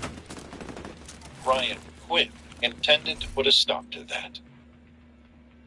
He called his personal security agent, Michelle Yang. Hello, Mr. Quinn. What can I do for you? Michelle, I'm at a cosplay event at the Convention and Exhibition Center. A costume competition is about to start. The judges have been bribed, and I need to stop it. Any thoughts? The line went silent. Michelle? I have to admit, Mr. Quinn, you caught me a little off guard. Reinforcements in place. Sorry about that. I just don't have much time. Michelle gathered her thoughts. Okay, first, do you know who the judges are? No clue. And the competition has already started, so I have no way of getting to them. What about the people bribing the judges? Do you know who they are? Nope. I randomly stumbled across them. Then I lost them in a crowd. You're not being accused. Ryan looked around the hall helplessly. Hold on a second. He went back to the hallway where he'd come across the men who were rigging the competition. There were security cameras every 20 feet. One of them seemed to point into the alcove where the deal had gone down. Michelle, can you hack into the security feed of the convention center? Maybe check something else. Maybe. Do you know what kind of cameras they're using? Give me a sec. He opened his camera app, took a photo of one of the cameras, and texted it to her. Does that help? There was a pause. Then Michelle said, Immediate medical assistance needed. "Keep a luck, Mr. Quinn. These cameras are wired for sound." A few minutes later, Ryan went to the auditorium to find Carrie. He'd hoped that the hot pink wig shop would stand down. But there were pink wigs all over the place. Somebody tugged on his sleeve. He turned around. A young girl in a sexy space girl outfit was smiling at him. "Hey, you're Ryan, right?" "Yeah." "I'm Daphne, one of Carrie's friends. Isn't it so exciting?" "Isn't what so exciting?" "Carrie. She's one of the top 10 finalists in the competition." Ryan looked up on the stage. There was Carrie, standing with 9 other women, looking excited and proud. "Wouldn't it be so cool if she actually won?" Daphne asked. Ryan nodded sadly. Yeah, it would be. I know Carrie always comes across as being so confident, but the truth is she's really insecure. I think her family doesn't take her very seriously because she's not some big-time business person like her sister. But here, she can totally be herself, you know? Yeah, I'm starting to see that.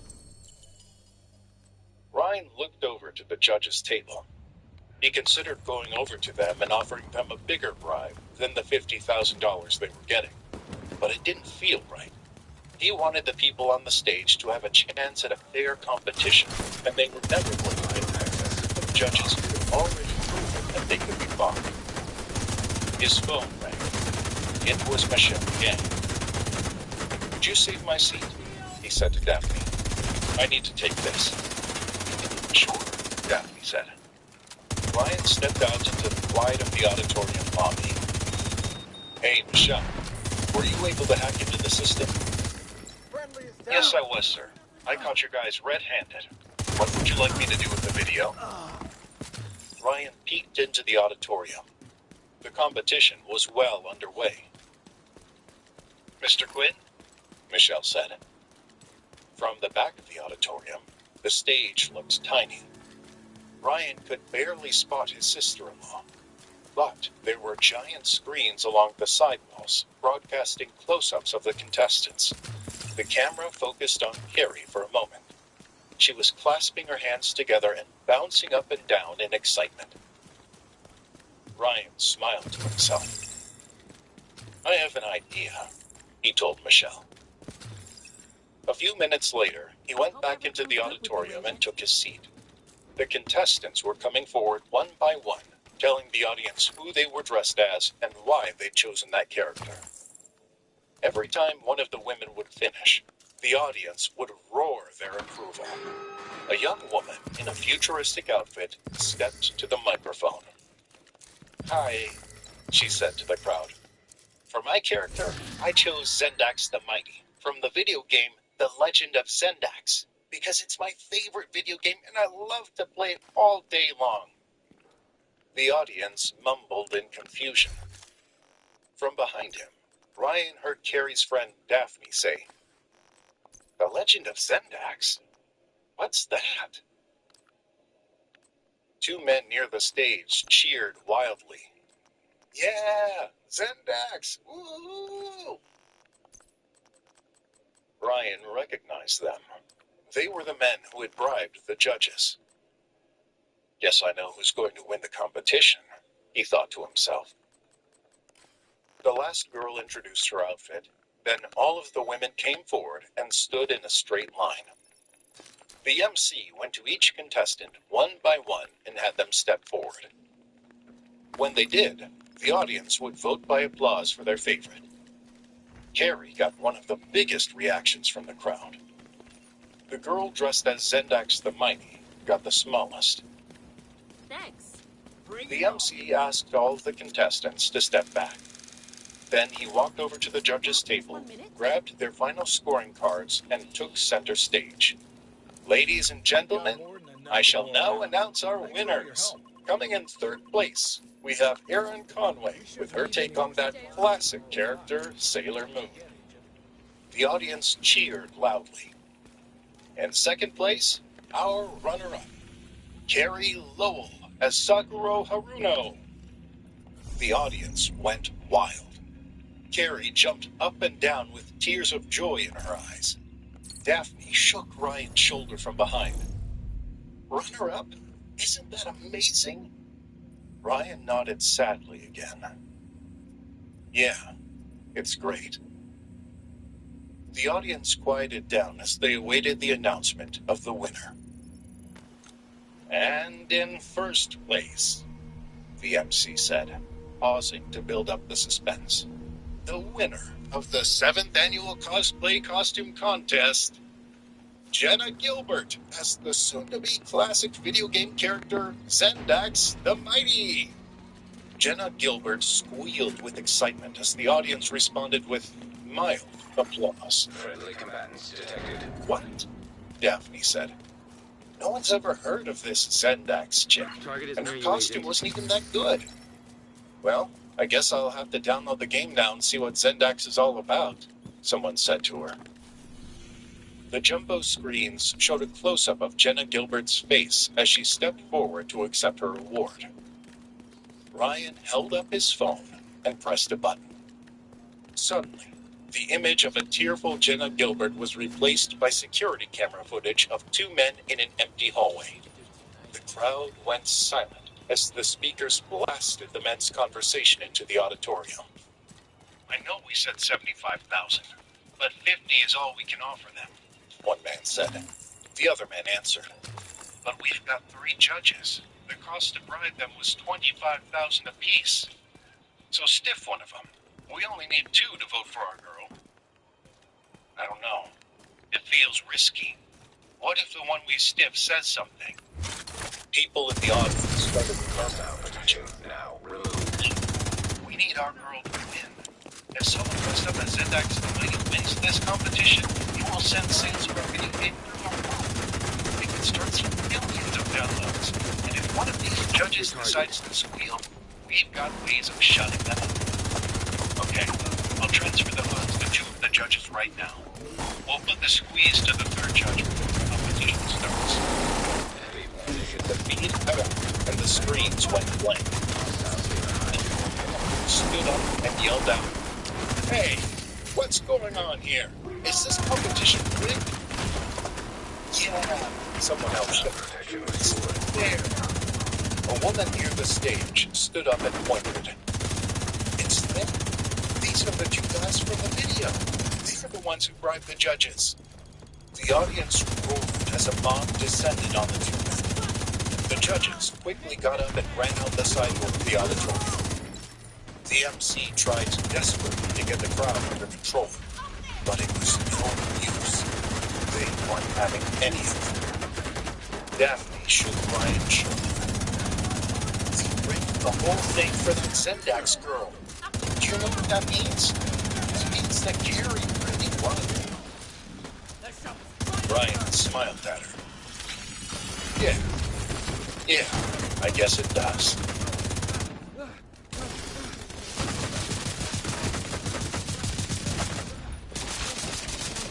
Target neutralized.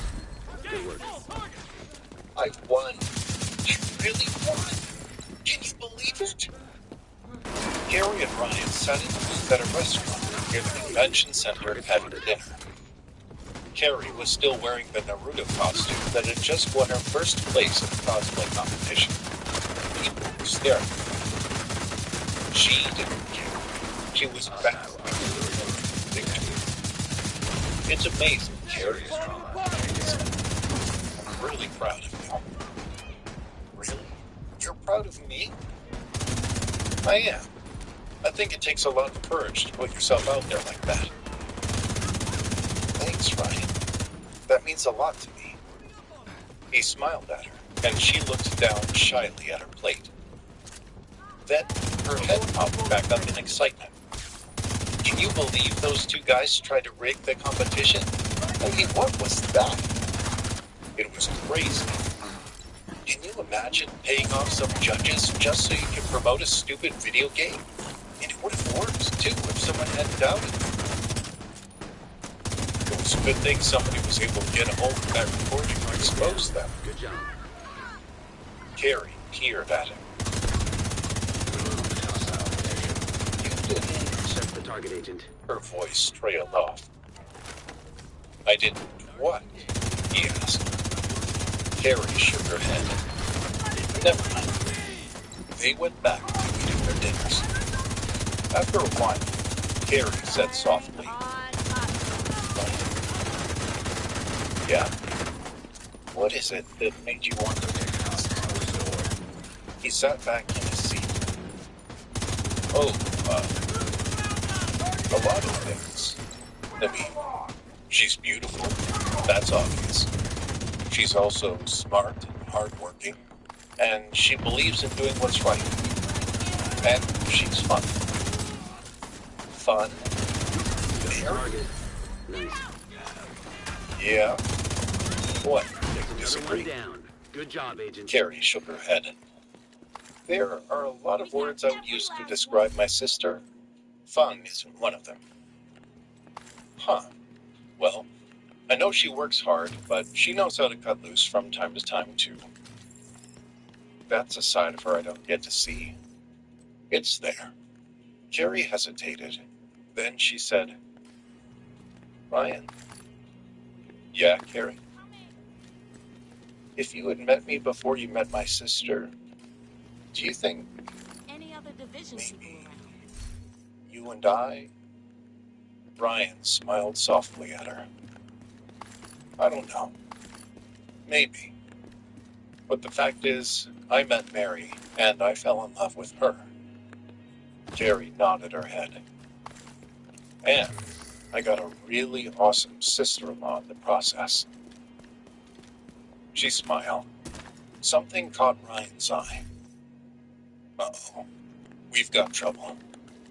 Carrie turned to see a man walking swiftly up to their table. He slid next to her in the booth. "Hey!" she said. The man pulled a gun out of his waistband and jammed it into Carrie's side. "Don't yell," he said. either of you. Carrie looked at the man's face. Hey, I know you.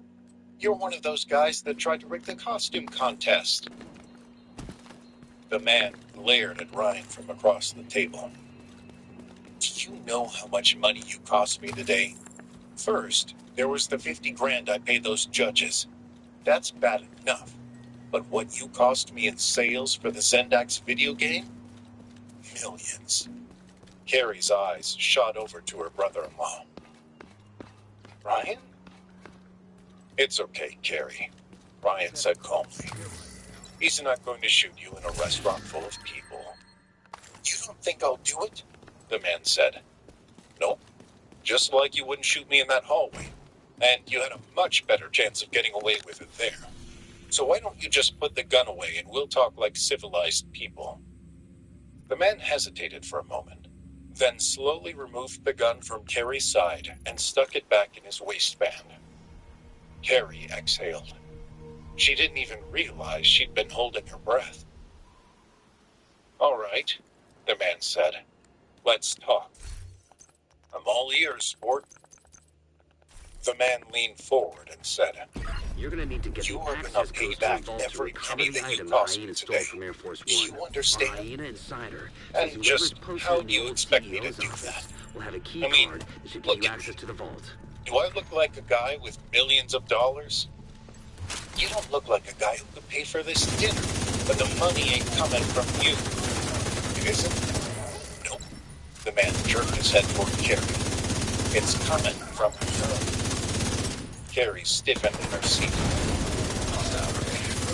What makes you think I've got that kind of money?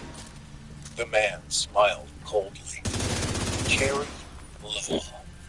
That's your name. You announced it at the competition, and you have a very active online presence. Your grandmommy owns the Lowell Corporation, which has like 1 billion businesses in the Boston area. One of those businesses is run by your sister Mary, right? Ryan tensed up at the mention of his wife. Yeah, the man sneered. I know all about you. So you're gonna go to mommy or daddy or sissy or whoever, and you're gonna get the money that's owed me. What? Ryan asked. The man pulled out his cell phone and opened up his phone app. You heard me say your little girlfriend here has an active online presence? Well, my nerdy partners did some digging around and was able to hack into her emails. Seems a couple years back, she was dating this guy who wanted her to send some racy videos. Carrie's eyes went wide in panic. You remember shooting those, sweetie? Good stuff. Carrie snatched the phone out of his hand. The man laughed at her. Delete all the videos off my phone you like, sugar. It's all uploaded to the cloud. Either you come up with the money by this time tomorrow, or those videos go public, complete with name, address, phone number, whatever. Carrie tapped on one of the videos and watched. Her face turned pale. She looked up at Ryan with tears in her eyes. Oh, Ryan. You get the point now, hotshot? The man said. Ryan stared at him without blinking. How much do you want, exactly? Protected hostile restored. Back in the booth. Checking for the key card. I'm a reasonable man. I'm not gonna bleed you dry. Let's say $3 million. $3 million, and I forget I never even saw those videos. He leered at Carrie for a moment. Looks like that key card is the Although- one we were looking for. It's gonna be hard for me to forget. Carrie shivered. Okay, Ryan said. $3 million. We can do that. Carrie said, Ryan, what are you doing? How do we know he'll keep his word even if we pay him? You don't, the man said. But what other choice have you got? Ryan shrugged. The man's got a point. He has us. He took out his phone. One call, and you'll have your money immediately. Keep an eye I on just need to know where to send it. The man looked at him skeptically.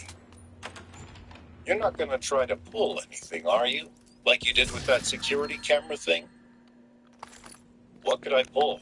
You're sitting right across from me. Of course, if you'd rather I left and send you the money another time. Ryan started to get up from the booth. The man stuck his hand out. Hostile radio intercepted. You sit right back down. If you say you can get me the money now, then you get me the money. Now. Ryan sat down. The man took out a slip of paper and handed it to him. The account information is right there. Give it to whoever's getting the money, then hand it back to me. Ryan tapped a number of his contacts. Michelle Yang, Ryan's private security agent, answered. Yes, Immediate medical assistance needed. Hi, Mrs. Lowell. It's Ryan. Ryan Smith. Sir, what's happening? No. Gary is just fine, Mrs. Lowell. But we do have a bit of a problem. I'm listening, sir. That, business transaction from before went bad. We're in a real hole here. Gary's going to need a business $3 million to an account. I have the number right here. Do you really want me to transfer the money to the account, sir? Michelle asked. Oh, I don't think that's necessary. Understood. I'll use the account information to track down the person who owns it. That's great. Actually, do you think you could go a little higher? How about I use the information to drain every account the person owns and destroy their credit? Maybe put out a warrant for their arrest? You can? That would be great, Mrs. Lowell. Send me that account information and I'll get started. Ryan relayed the man's account info to Michelle Yang and hung up. He handed the slip of paper back to the man. I got them to kick in an extra $1 million. A good faith payment, so you'll honor your word to destroy the videos of Gary. The man nodded. I appreciate that. Maybe you ain't such a bad guy after all. Ryan shrugged. I tried to do the right thing. The man took his phone back from Carrie and brought up his banking app. I'm gonna keep an eye on my Authentication Make sure successful. the money. Access granted. Sounds smart, Ryan said. A waitress Hostile radio intercepted. Can I get you folks anything else? We're fine, Ryan said. We moved the president. The man scratched his chin and said, You know what, Shit. honey? They pulled I'll the take a president out glass of the of wreckage. champagne Agent, I'm you've got a sorry. new assignment. and put Find out everything where on the my president is tab. being held and get him back. He smiled Take at Ryan Isaac with a and base Carrie. security system. There should What be a can I data center say? near the vault. I'm feeling generous. Will do, sir. The waitress cleared Ryan and Carrie's dishes. She pointed to an empty glass in Ryan's hand. It looks like you're done with your drink, sir. Would you like me to take your glass? No, that's okay. I like to chew on the ice. The waitress left and returned a minute later with a glass of champagne. The man held it up Beginning and search query. Carrie. The new friends. Ryan held up this glass of ice. To new friends. 10 agonizing minutes later, the money still hadn't cleared the man's account. What's going on here, Bub? I'm not seeing any money. I told you not to try anything funny. What can I say? $4 million is a lot of money. I'd take one. The man stared at Ryan sideways. Carrie's body was pressed against the window. She was trying to sit as far away from the man as possible. A notification dinged on the man's phone. Okay, here we go. He refreshed his banking app and stared at the screen. His face crumpled. What the? Problem? Ryan asked. The man continued to stare at the screen. My money. It's gone. All of it. Huh. That's weird. The man snapped his head up and glared at Ryan. What did you do? Where's my money? Ryan opened his eyelids wide and said, Why, you son of a... The man reached for the gun inside his waistband. Ryan threw the empty glass in his hand and struck the man right between the eyes. The man grabbed his face out of the booth. He drew himself up to standing and was about to reach for the gun again when someone yelled, "Freeze! Police!" The man turned around to see 3 Boston police officers with their guns drawn. Evan Hastings, put your hands above your head. President Ellis. Now. Oh, the helicopter. Evan Hastings turned back toward Ryan and Carrie. His face was the confusion. Ryan doesn't sound good. smiled at him. Isaac. I said hands above your head.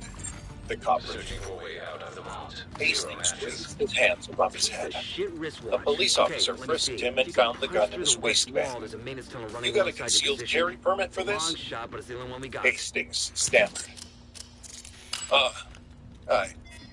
Yeah, I didn't think so. Let's go, buddy. The police cuffed him and led him outside. All of the customers in the restaurant buzzed with Isaac, excitement. plot a path to the president's Carrie location. turned to her brother-in-law, Highlighting most slowly expedient. shaking her head in Son of a bitch, disbelief. it actually worked. Thanks, Isaac. How did you... The waitress came back to the table. Sir, I'm afraid your friend's card was declined. Ryan smiled at her. No worries. We got it covered.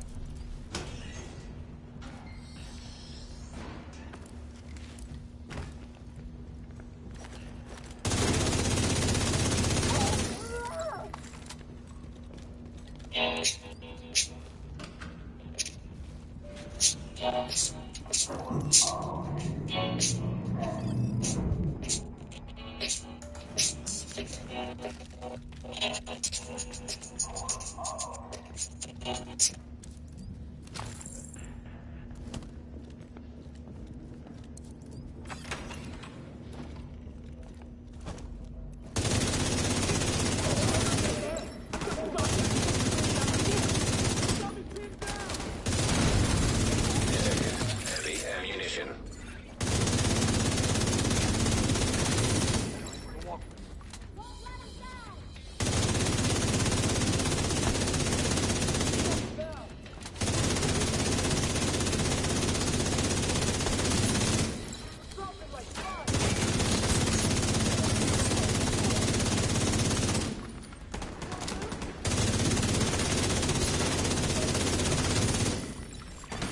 Protected hostile restored.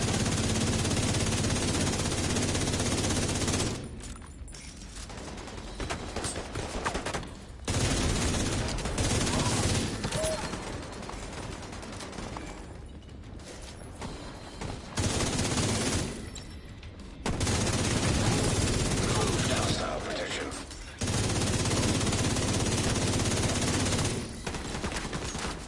Give him an earpiece and get him on comms.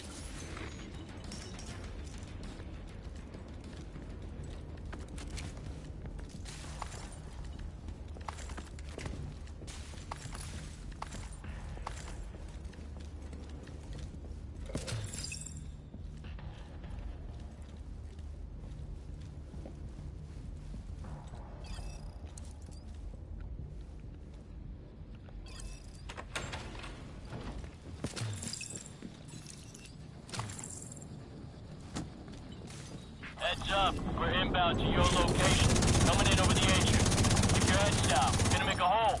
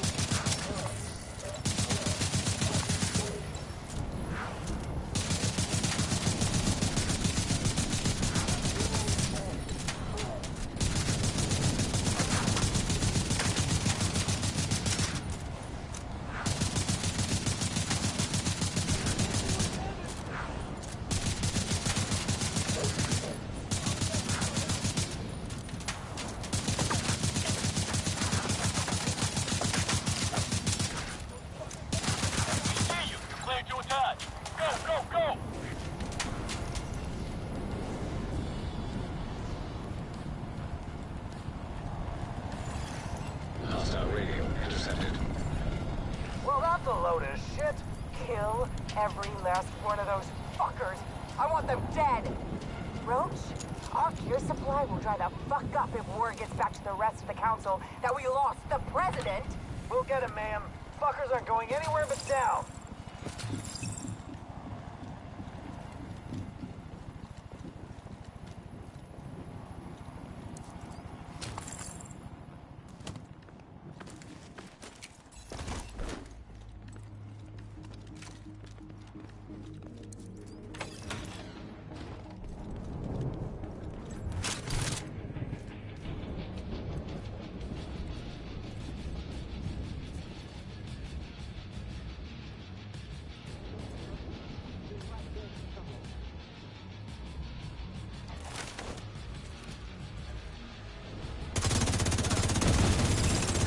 Hostile protection.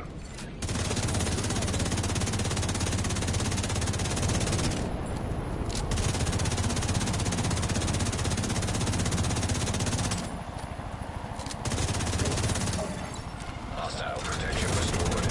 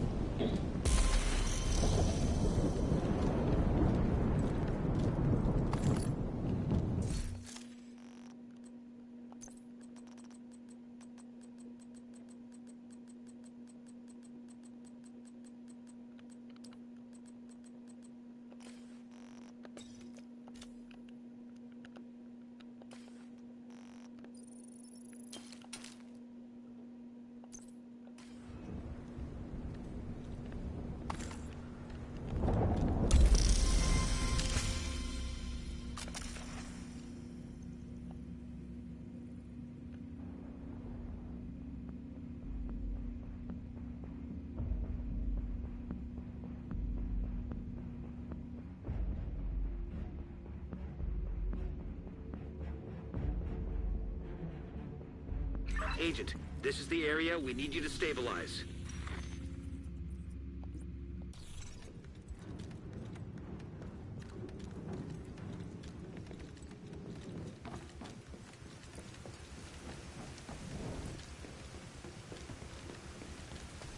Secure those control points, Agent. Quickly.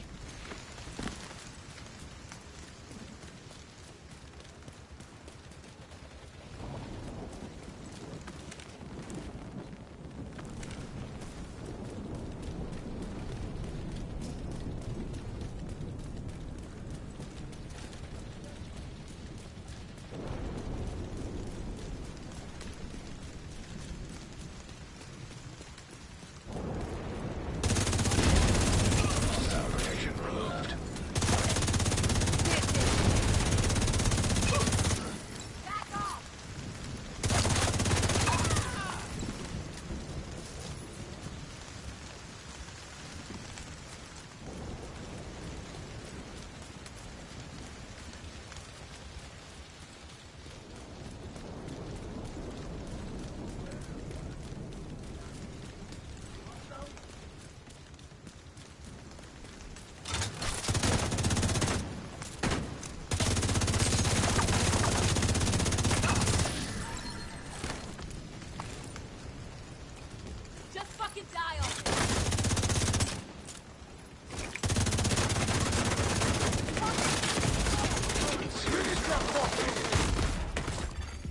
Agent out of mission.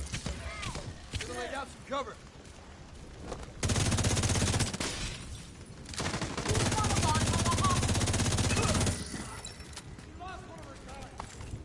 We've got hostiles.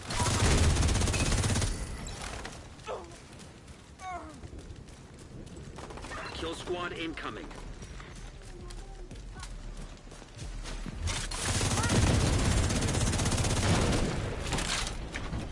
Thank God I was wearing this vest. You're wasting your time. Restored.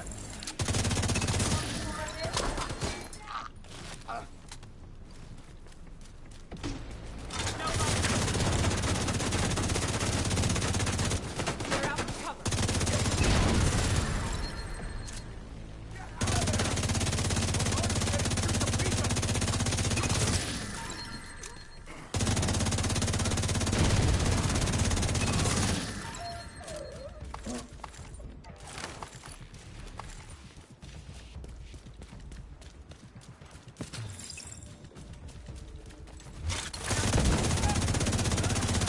Kill squad eliminated.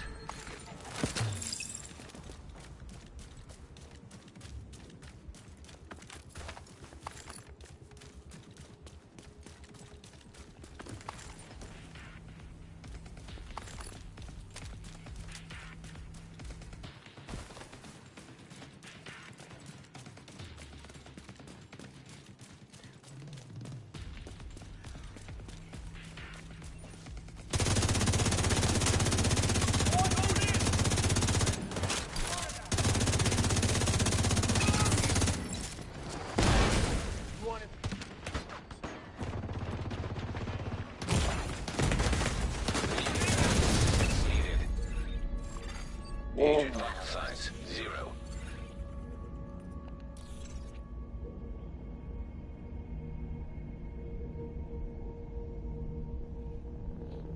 I got 3 minutes before the game can go off. The system gonna reset in 3 minutes.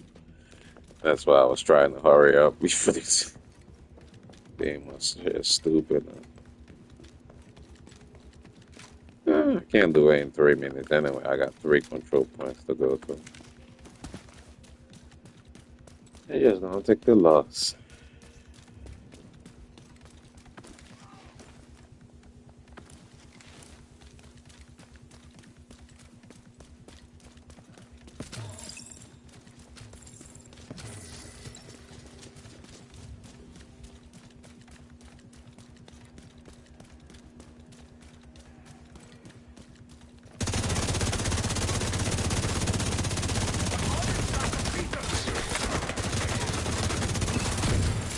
Detected heavy ammunition.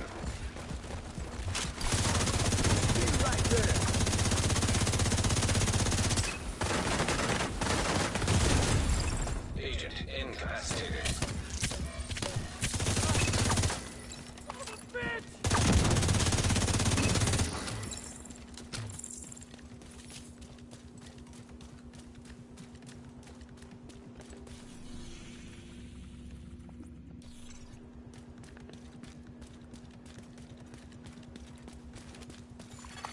Hostile restored protection.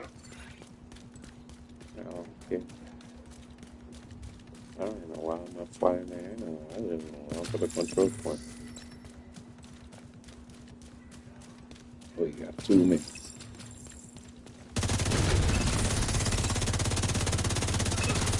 Deploying turret.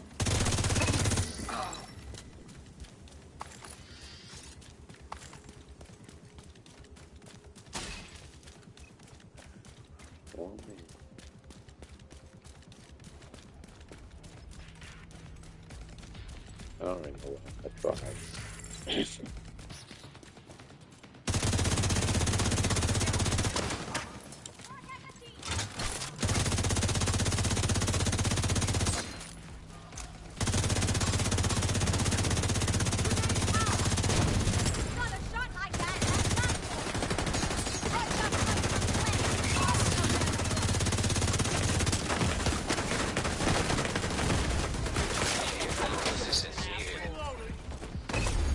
Agent Alright, man, I'm gonna end this game. Yeah, I'm just fucking around now. The system about to shut off. I guess they got an update coming up for the game, so they're about to shut the system off in 53 seconds. The game gonna be shutting off. So before they do that, I'm gonna go do some working out.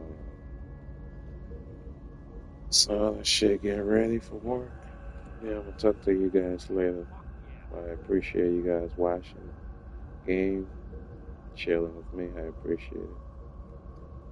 And y'all let me know if y'all don't like me playing my story and stuff when I'm playing the game. If y'all don't like it, let me know. I may listen and gonna play it. Or I just gonna do what I want to do anyway, like I always do. But I want to respect y'all anyway because y'all sit there and watch the game. So if you don't like the story playing, I appreciate it. I can do it. No, ain't no way, man. I'm out, man. Hope everybody stay blessed. Enjoy yourself. Peace out. Press X to start.